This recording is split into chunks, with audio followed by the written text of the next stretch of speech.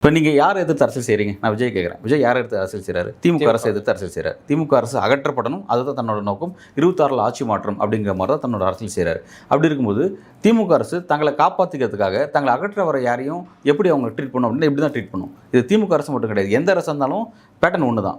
அரசுங்கிறது எப்போவுமே என்னென்னா ஒரு அரசு ஒரு ஆட்சியை பிடிக்கிறது ஒரு கட்சி பல முயற்சிகளை செஞ்சு ஆட்சியை பிடிச்சிருவாங்க. பிடிச்சதுக்கப்புறம் அதை எப்படி தக்க வச்சுக்கிறது அப்படிங்கிறது அவங்களுக்கு பெரிய போராட்டமே. ஆட்சியில் இல்லாமல் போனால் ஆட்சியை கைப்பற்றது போராட்டம். ஆட்சியை கைப்பற்றிட்டா அந்த ஆட்சியை இழக்காமல் அதை எப்படி தக்க வைக்கிறதுங்க தான் போராட்டம். இதுதான் வாழ்க்கை. அப்படி இருக்கும்போது விஜய் இந்த விஷயத்தில் அவர் எங்கே தன்னோட போராட்ட குணத்தை காட்டுறாரு? இந்த அரசியலுங்கிறது லிட்டரலாக ஒரு பேட்டலுங்க. இது ஒரு வார், ஒரு போர். இது போரில் போராட்ட குணத்தை வெளிப்படுத்தணும். நீங்கள் எல்லா இடமே நீங்கள் இந்த அரசை எதிர்த்து அரசியல் செய்கிறீங்க. இந்த அரசு அகற்றுறதுக்காக தான் நீங்கள் அரசியல் செய்கிறீங்க. நீங்கள் இந்த அரசுக்கிட்ட எல்லா அனுமதி வாங்கிட்டு இந்த அனுமதி எங்களுக்கு கொடுக்க மாட்டேங்கிறாங்க, நாங்கள் வளர்றதை விரும்ப மாட்டேங்கிறாங்க. அப்படி நீங்கள் வளர விரும்பவும் இருக்கிறது அரசியல். அப்போ தான் அவங்க அரசியல் தாங்க நிற்கும். அதுதான் உங்களோட விஷயம். அப்படி இருக்கும்போது இந்த அரசை காலி பண்ணணும்னு நினைக்கிறவங்க நீங்கள் இந்த ஃப்ரேமுக்குள்ளே அரசியல் செய்யக்கூடாது.